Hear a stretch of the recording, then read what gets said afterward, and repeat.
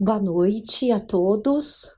Vamos elevar a nossa prece a Deus e a Jesus, em gratidão por mais uma semana, por mais um encontro, pela bênção e oportunidade da vida, pela luz do Evangelho, pedindo também pelos irmãos mais necessitados do corpo e da alma, pedindo pelos sofredores, pedindo pelos trabalhadores, pedindo para que todos nós tenhamos bom ânimo e coragem para enfrentar as adversidades da vida, para confiarmos em Deus e em Jesus.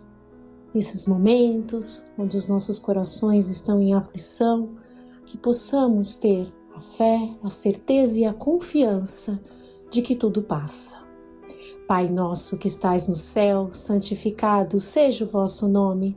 Venha a nós o vosso reino, seja feita a vossa vontade, assim na terra como no céu. O pão nosso de cada dia nos dai hoje. Perdoai as nossas dívidas, assim como devemos perdoar os nossos devedores. Não nos deixeis cair em tentação, mas livrai-nos de todo mal. Que assim seja, graças a Deus, graças a Jesus. Hoje nós vamos ver mais um texto do Irmão X, relatado no livro Contos desta e d'Outra Vida, que é uma psicografia do Chico. Irmão X sempre traz textos muito profundos, eles são de uma sabedoria, de uma simplicidade que nos fazem refletir. A história de hoje é sobre o ensinamento de Jesus a Pedro, uma lição muito linda que nós vamos conversar e complementando também com algumas observações do Evangelho. A única dádiva. Conta-se que Simão Pedro estava cansado depois de 20 dias junto do povo. Banhara feridentos, alimentara mulheres e crianças esquálidas e, em vez de receber a aprovação do povo, recolhia insultos velados aqui e ali. Então, Pedro estava no trabalho assistencial. E veja bem, né, quando se fala aqui de insultos velados, isso mexe demais, né, com o nosso orgulho. Principalmente quando nós alegamos, olha, estou aqui para acertar, para ajudar, parece que dispara, né, um gatilho de recordações tristes, de defesas, né, que buscamos. E o trabalho assistencial, ele é extremamente árduo, né, ele é desafiador. Após 3 semanas consecutivas de luta, fatigara-se e preferira isolar-se entre alcaparreiras amigas. Por isso mesmo, no crepúsculo anilado, estava ele só, diante das águas, a refletir. Aproxima-se alguém, contudo. Por mais busque esconder-se, sente-se procurado. É o próprio Cristo. E que felizes deviam ser esses encontros, né, de tantos ensinamentos junto a Jesus. Jesus conhecia e nos conhecia a Pedro, né, a todos eles, e nos conhece profundamente. Sabe de nossas dores, de nossas dificuldades. Então ele vai ao encontro de Pedro para auxiliá-lo.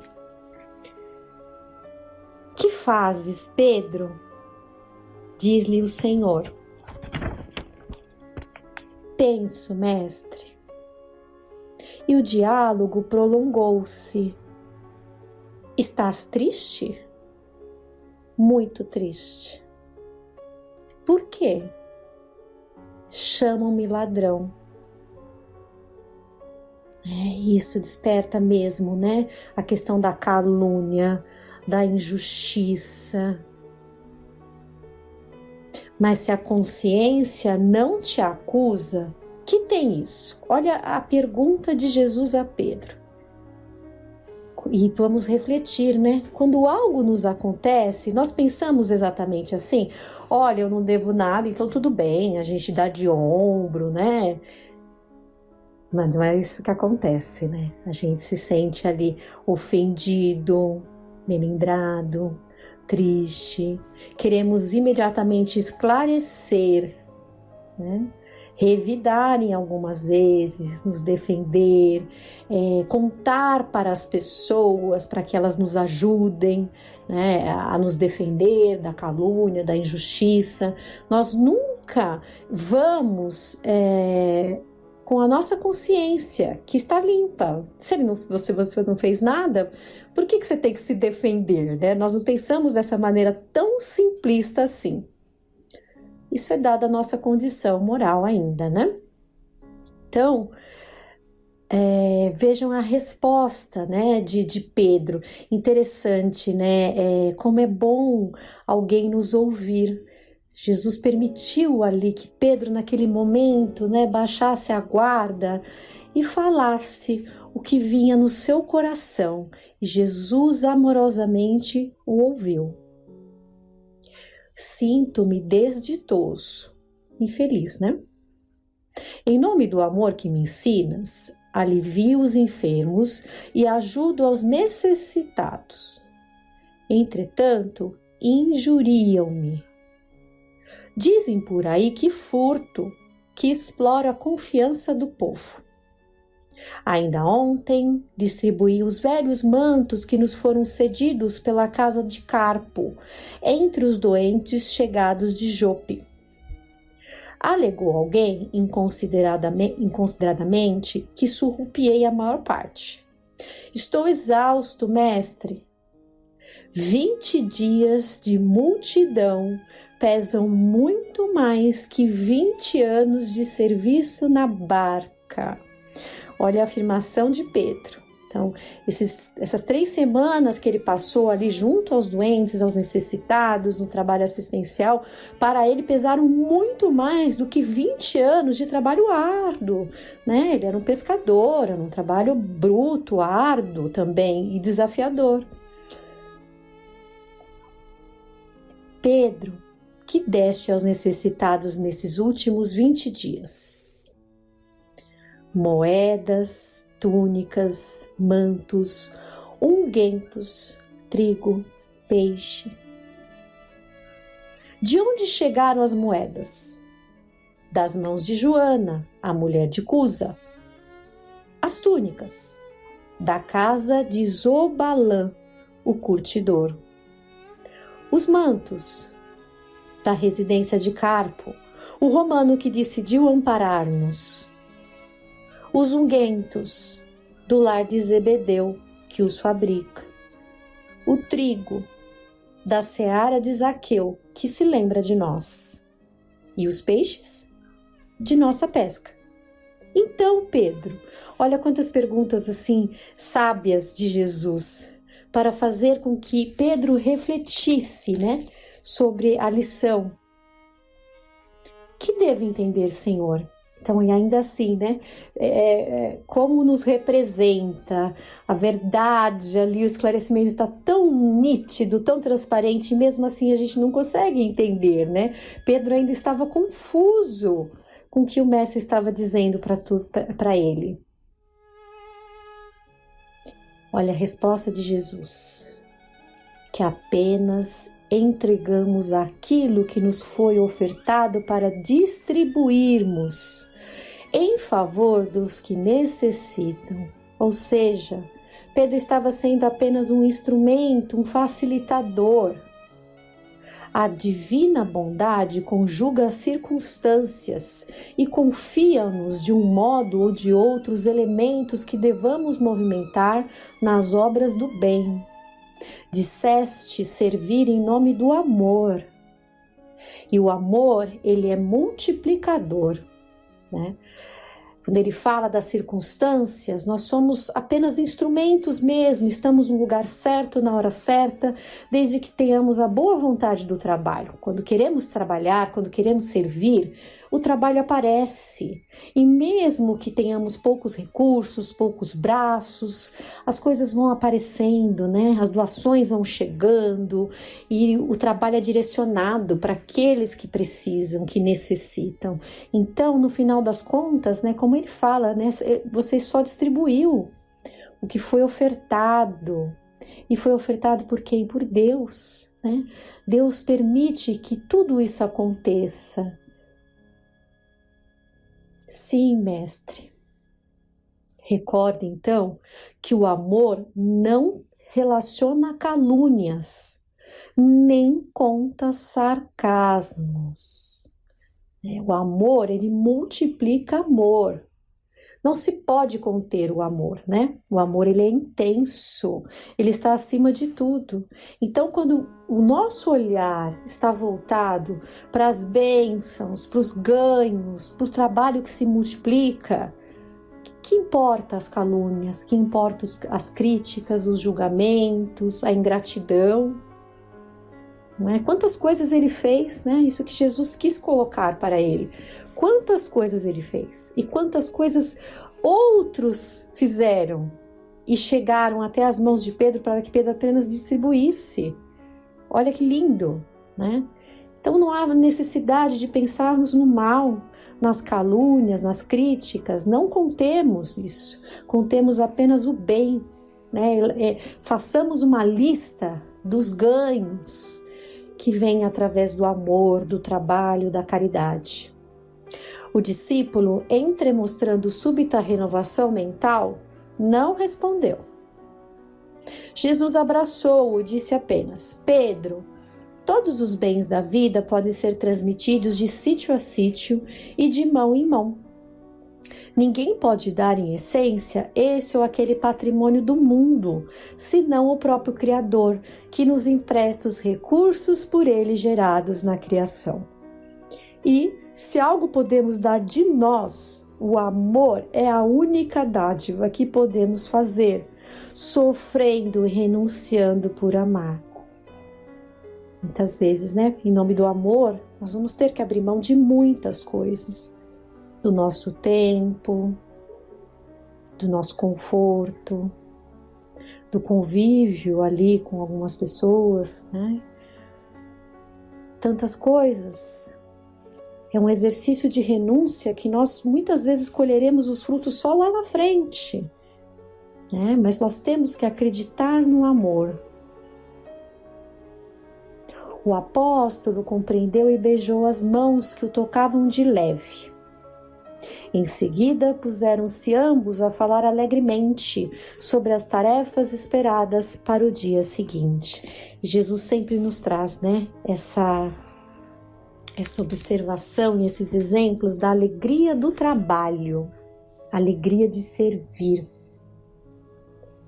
No Evangelho segundo o Espiritismo, no capítulo 13, nós temos a mensagem número 4, né, o item número 4, os infortúnios ocultos, que fala de uma senhora que está sendo instrumento de amor, de paz, de trabalho, levando ali assistência aos necessitados. Então ela se dispõe a fazer esse trabalho, e certamente, né, pelo que é dito no texto, ela é uma mulher de muita posição. Então ela abre mão ali daquele tempo, da sua posição na sociedade, do convívio ali no seu casamento, para o trabalho na seara do Pai. Sem se importar com o que vão dizer, né? Ela apenas tem ali o trabalho, né? O cuidado de ser discreta, né? De não ficar falando, contando o que ela faz. Né? Que essa é a verdadeira caridade, né? O bem é silencioso, não espera nada em troca, não espera reconhecimento. Os infortúnios ocultos. Nas grandes calamidades, a caridade se manifesta e se vêem generosos impulsos para reparar os desastres. Mas, ao lado desses desastres gerais, há milhares de desastres particulares que passam despercebidos, de pessoas que jazem sob um catre sem se lamentarem. São a esses infortúnios discretos e ocultos que a verdadeira generosidade sabe ir descobrir, sem esperar que eles venham pedir assistência. Quem é essa mulher de ar distinto, vestida de maneira simples, mas cuidada, seguida de uma jovem vestida também modestamente? Entra numa casa de sórdida aparência onde é conhecida, sem dúvida, porque à porta a saúdam com respeito. Onde vai ela? Sobe até a mansarda. Lá mora uma mãe de família cercada de filhos pequenos. À sua chegada, a alegria brilha nesses semblantes emagrecidos. É que ela vem acalmar todas essas dores. Traz o necessário temperado com doces e consoladoras palavras, que fazem aceitar o benefício sem corar, porque esses infortunados não são mendigos profissionais. O pai está no hospital e durante esse tempo a mãe não pode bastar as necessidades. Graças a ela, essas pobres crianças não suportarão nem o frio nem a fome. Irão à escola agasalhadas e o seio da mãe não secará para as criancinhas. Se há um doente entre eles, nenhum cuidado material a repugnará. De lá, ela se dirige ao hospital para levar ao pai algum consolo e o tranquilizar sobre a sorte da família. Quantas coisas ela fez, né? Ela estava fazendo. Isso tudo de uma forma ali só amorosa, né? E as coisas vão sendo conduzidas, né? Com certeza ela ia ali sendo intuída, o que ela tinha que fazer, como fazer, né? E as coisas foram se acalmando ali. Ela levava a força, o consolo necessário, né? Não só na parte física, material, da fome, do frio, mas dar ali a alegria a essas crianças, a essa senhora, né? A confiança, a tranquilidade a esse homem que estava no hospital e não podia fazer nada pelos seus. No canto da rua espera uma viatura, verdadeira loja de tudo que leva aos seus protegidos, que visita assim sucessivamente. Não lhes pergunta nem sua crença, nem sua opinião, porque para ela todos os homens são irmãos e filhos de Deus. Terminada a excursão, ela se diz: comecei bem o meu dia. Qual é seu nome? Onde mora? Ninguém o sabe. Para os infelizes, é um nome que não revela nada, mas é o anjo da consolação. E à noite, uma sinfonia de bênçãos se eleva para ela até o do Criador. Católicos, judeus, protestantes, todos a bendizem. Por que ela se veste de maneira tão simples? É que não quer insultar a miséria com seu luxo. Por que se faz acompanhar da filha adolescente? É para lhe ensinar como se deve praticar a beneficência. Sua filha também quer fazer a caridade, mas sua mãe lhe diz: que podes dar, minha criança, uma vez que nada tens de ti? Se eu te entregar alguma coisa para passar aos outros, que mérito terás? Em realidade, eu é que farei a caridade, e tu que dela terás o mérito. Isso não é justo. Quando vamos visitar os enfermos, tu me ajudas a cuidar deles. Ora, dar cuidados é dar alguma coisa. Isso não parece suficiente? Nada é mais simples. Aprende a fazer obras úteis e tu confeccionarás roupas para essas criancinhas. Desse modo, darás alguma coisa vinda de ti. É assim que essa mãe, verdadeiramente cristã, forma sua filha na prática das virtudes ensinadas pelo Cristo. É espírita? Que importa? No seu lar é a mulher do mundo, porque a sua posição o exige. Mas se ignora o que ela faz, porque não quer outra aprovação senão a de Deus e de sua consciência.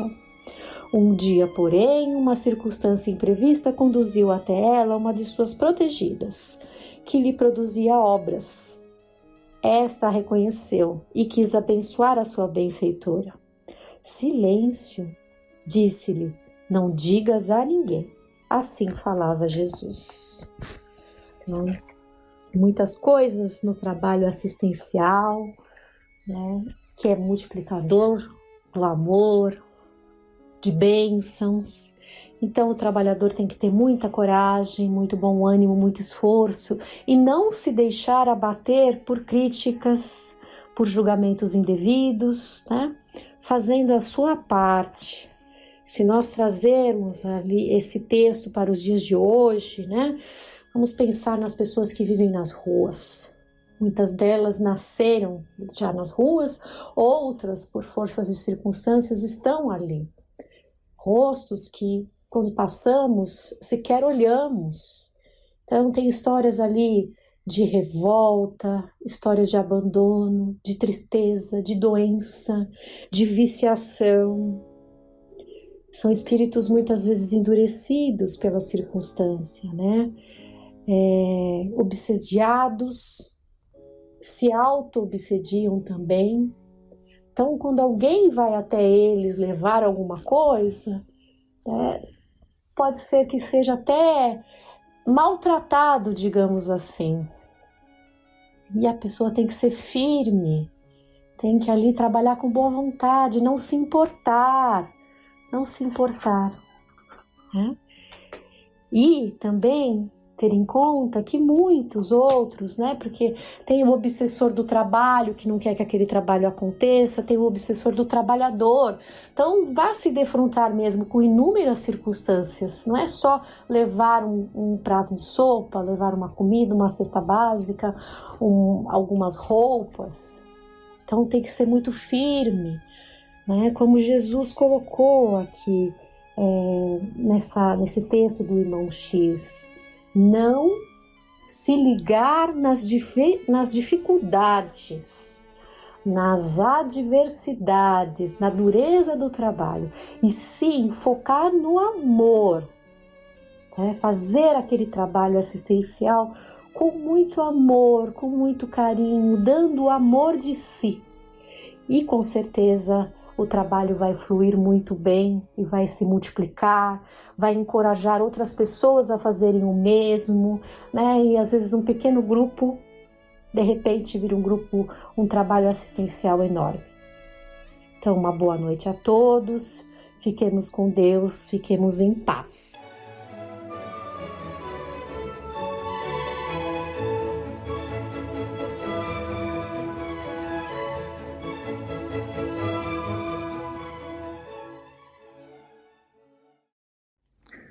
Uma boa noite a todos.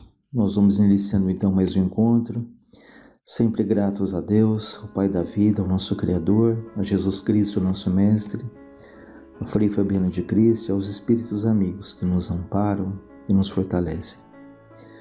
Que luz se faça em todos os lares da terra, que luz se faça em nosso lar, que luz se faça em todos os que sofrem do corpo e da alma. Nós trouxemos hoje do livro Em Torno do Mestre, que é um livro de Vinícius, em que há um diálogo entre um mestre e um discípulo. E nós vamos perceber que as dúvidas, as perguntas do discípulo, seriam muitas dúvidas que nós trazemos, né? Nós vamos perceber aqui a sabedoria desse mestre nas respostas. O discípulo diz: Senhor, eu sinto-me desalentado diante das iniquidades do século, né? Desanimado diante das injustiças. Parece que jamais os homens se mostraram tão rebeldes à razão e ao sentimento como nesses tempos. E o mestre responde: desalentado? Por quê? Duvidas acaso da segurança do universo? Desalento é fraqueza, é falta de fé. E de fato, né, nós duvidamos dessa segurança do universo, de que tudo caminha para o bem, de que tudo caminha para a evolução.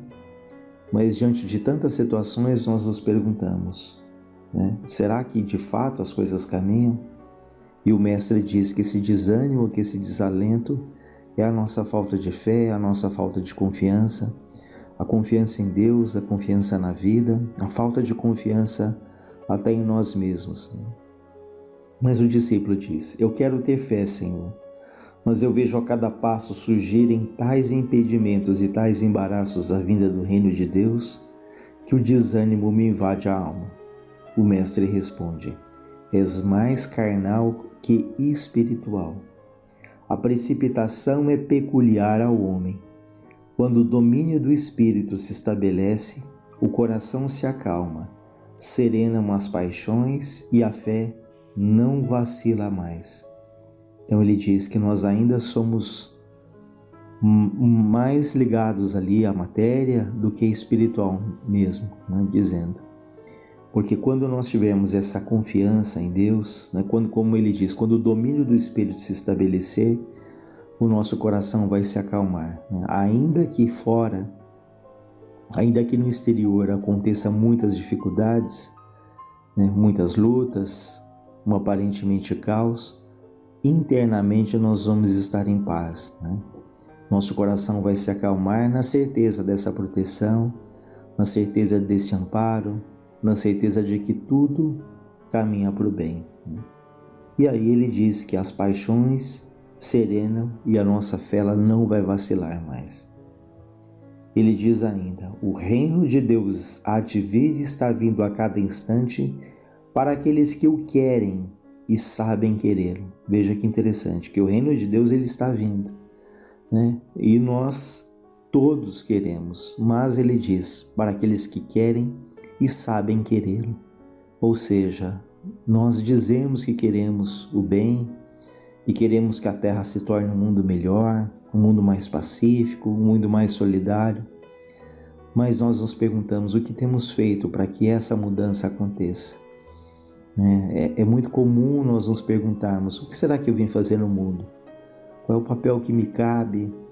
Qual é a missão que me cabe? O que é a vida? O que Deus espera de mim? Mas o primeiro passo talvez seja nós pensarmos onde é que eu estou? Qual é a família que eu me encontro? Qual é a profissão que eu me encontro? Qual o meio que eu me encontro? Quais são as pessoas que me rodeiam? E a partir daí pensarmos o que eu tenho feito, onde eu estou, como eu estou, com os recursos que a vida me dá. Há outro texto bastante interessante de Vinícius em que ele fala do si, né? Que nós faríamos tais ou tais coisas, dedicaríamos a tais e tais atividades se tivesse mais saúde, se tivesse mais tranquilidade, se tivesse a nossa vida equilibrada, bem estabelecida. Mas nós temos que fazer aquilo que nos cabe com aquilo que nós temos nesse exato momento. Não pensar naquilo que eu gostaria, naquilo que eu poderia fazer, mas pensar o que eu posso fazer desde já. Ele diz ainda, a vontade de Deus há de ser feita na terra como ela já é feita nos céus. Espere e confia, vigia e ora. O discípulo continua perguntando, eu sei, Senhor, que deve ser como dizes. Eu supunha, no entanto, que a obra da evolução caminhasse sem intermitências, né? Sem interrupções, sem pausas. Por isso eu queria vê-la em marcha ascensional, triunfando dos óbices e tropeços com que os homens, em sua ignorância e maldade, costumam juncar-lhe o caminho. Essa vitória do mal sobre o bem, da opressão sobre a liberdade me amargura, me angustia. Tal vitória é certamente efêmera, contudo, é uma entrave à evolução. É uma pedra de tropeço que não se sabe por quanto tempo conservará o carro do progresso entravado. E o mestre responde, enganas-te. A evolução é lei imutável. Não há forças, não há potências conjugadas capazes de a impedir, nem mesmo embaraçar-lhe a ação e a eficiência. Nem um só instante a obra da evolução sofreu interrupções na eternidade do tempo e no infinito do espaço. Então não há forças, não há potências, como ele diz, capazes de obstruir o caminho do progresso.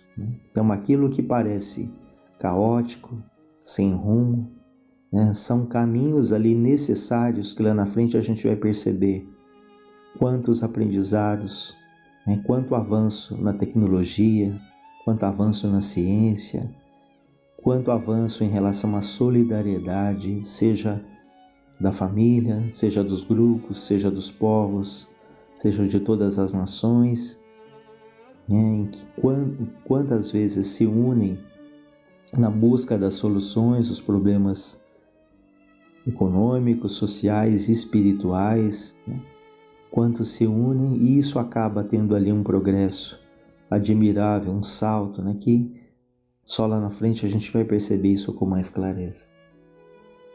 E o discípulo lhe pergunta: como explicas então, Senhor, a iniquidade, a injustiça, a tirania, a mentira, a corrupção que ora imperam na sociedade terrena? O mundo estará evoluindo sob o influxo de tais elementos? Ou seja, mesmo com tanta mentira, com tanta corrupção, com tanta injustiça, o mundo vai evoluir?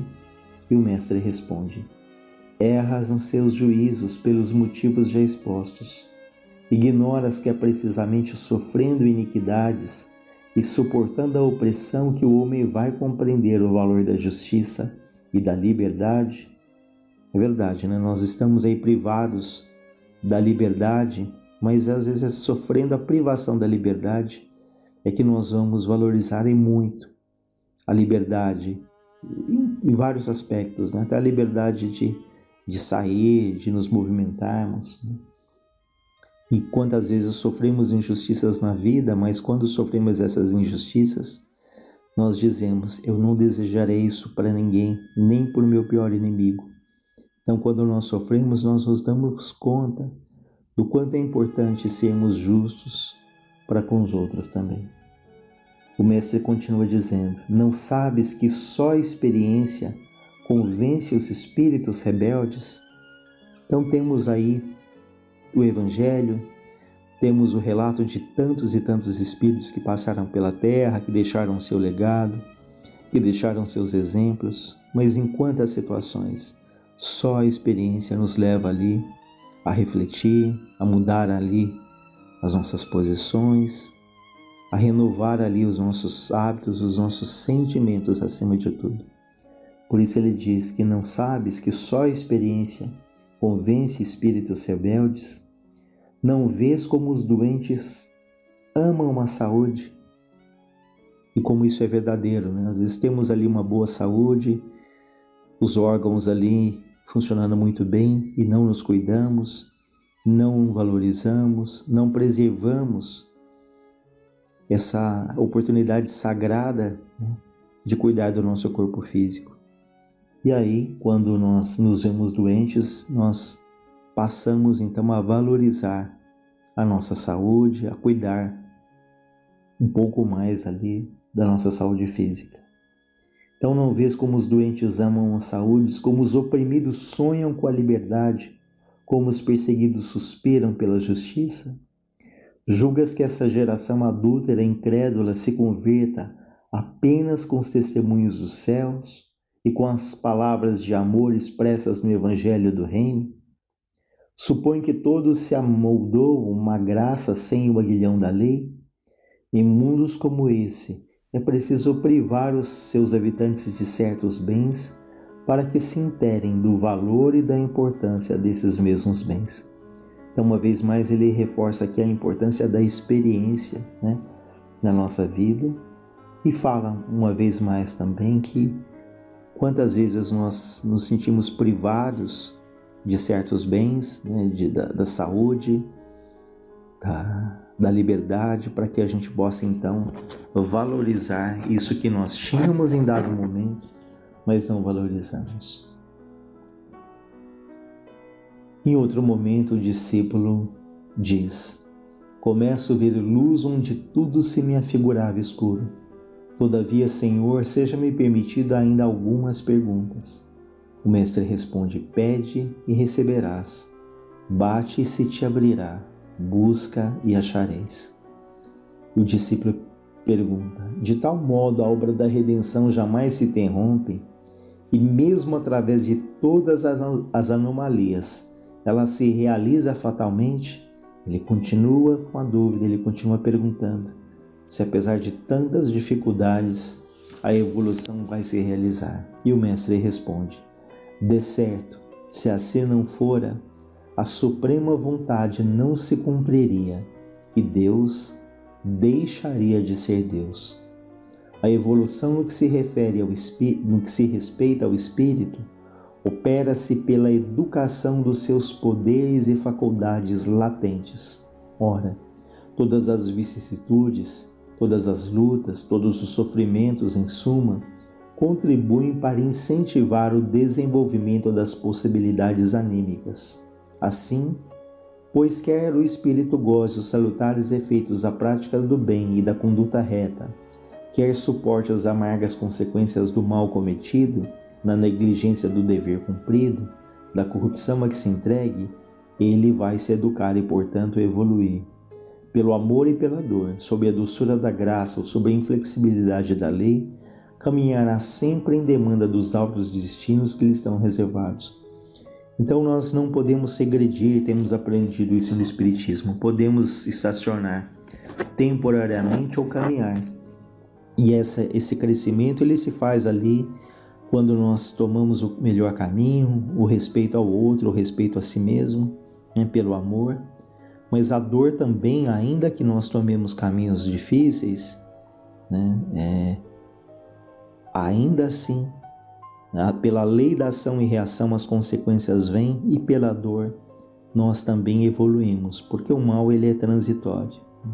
Chega uma hora em que fatalmente, se tomamos ali atitudes dentro do mal, fatalmente chegará um momento ali do reajuste, do reequilíbrio, E por que será que a gente tem que fazer esse caminho necessariamente pela dor? Não precisa. Quantos sofrimentos, quantas amarguras, quantas decepções seriam evitados se tivesse um pouco mais de cuidado, de cautela, de reflexão, se o nosso pensamento estivesse mais ligado a Deus, ao nosso espírito protetor. Então nós temos a liberdade, o livre-arbítrio das escolhas. Então peçamos a Deus ali a lucidez sempre, a serenidade para que as nossas escolhas estejam pautadas ali no amor ao outro, no respeito, nas afeições, para que os frutos que nós possamos colher depois, eles sejam frutos bons que nos tragam ali mais segurança, mais serenidade. E o discípulo ainda diz: falas da santa obra de educação, ferisse, Senhor, o alvo, o eixo em torno do qual giram as minhas lucubrações mais acuradas. Compreendo muito bem a importância da educação. Vejo claramente que só a religião da educação, tal como ensinastes e exemplificastes, pode salvar a humanidade. Mas como vingará esta fé seus dirigentes, os dominadores de consciência, aqueles, enfim, que têm ascendência sobre o povo, são os primeiros a deseducá-lo, a corrompê-lo, premiando os caracteres fracos e venais que se sujeitam aos seus caprichos e perseguindo os poucos que, capazes de sofrer pela justiça e pela liberdade, pelo direito e pela justiça e pela verdade, pelo direito e pela liberdade, resistem ao despotismo do século. Tal processo de corrupção não invalidará, pelo menos por tempo indeterminado, a eficiência da educação? Ele continua ainda na dúvida sobre a evolução, dizendo como o mundo caminhará se os dirigentes corrompem, deseducam o povo. Mas o mestre responde: não há nada encoberto que não seja descoberto, nem algo oculto que não venha a saber. Falas em processo de corrupção que poderá deseducar o povo, e ignoras então que o espírito educado jamais se deseduca? A lei é avançar e não retroagir. Os que se submetem às influências dos maus, dos prevaricadores, deixando-se corromper por falaciosas promessas, são espíritos fracos, egoístas, amigos da ociosidade, da vida cômoda e fácil. São os tais que entram pela porta larga e transitam pela estrada espaçosa e ampla que conduz à perdição. É possível que tais indivíduos se abastardem ao extremo, levados pelos corruptores de consciências, mas o dia do despertar há de chegar. Tanto maior será a reação, quanto mais o espírito se tenha degradado. E às vezes é o único meio de corrigir os cínicos, os hipócritas e os indolentes, os preguiçosos. Então ele deixa claro que só há pessoas que corrompem porque há aqueles que se deixam se corromper. E quantas promessas há que são feitas, que elas encontram ressonância ali em pessoas que querem um caminho fácil, um atalho, pessoas egoístas, acomodadas, preguiçosas, Então, mas ele diz que há então um momento em que do despertar ali, né? Há um momento em que chega em que necessariamente nós vamos ter que olhar para nós mesmos e recomeçar ali esse caminho. E os empreiteiros da justiça, o discípulo pergunta, até quando eles continuar? E os empreiteiros da corrupção, aliás. E os empreiteiros da corrupção, até quando continuam entregues a tal abjeta tarefa? O mestre responde, os empreiteiros da corrupção são instrumentos inconscientes de punição. Os homens castigam-se mutuamente. São semelhantes aos seixos que rolam no fundo dos rios, arrastados pelas correntes das águas. No começo eram ásperos e arestosos, mas à força de se entrechocarem, se friccionarem, acabam alisando-se, tornando-se polidos e brunidos, como trabalhados por mão de artista. Cumpre ainda notar que a cada um será dado segundo as suas obras. O déspota de hoje será vítima de amanhã, pois quem com ferro fere, com ferro será ferido. Então, o que fala aqui?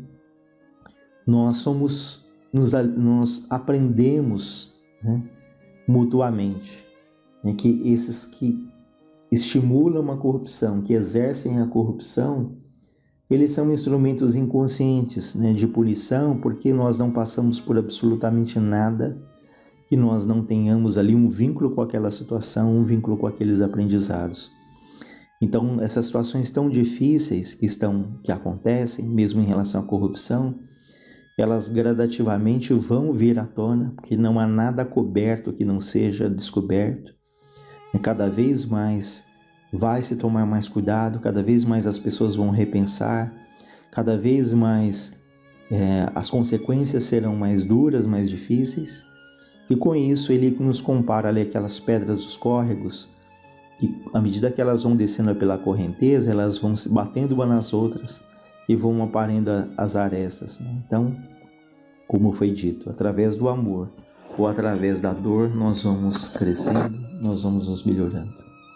E para finalizar, o mestre diz, confessas que tem entendido o que eu disse? Bem-aventurado serás se puseres em prática os meus ensinamentos. Não te esqueças, se o praticares. Trata, pois, de descobrir o reino de Deus em ti mesmo, no teu coração, depois procura implantá-lo no teu lar, depois em tua rua, depois no mundo. Não tenhas pressa. Confia e espera, vigia e ora. Não penses em fazer o mais antes de fazer o menos. No universo tudo é ordem, tudo é harmonia. Que Deus nos ampare, nos fortaleça, nos ilumine.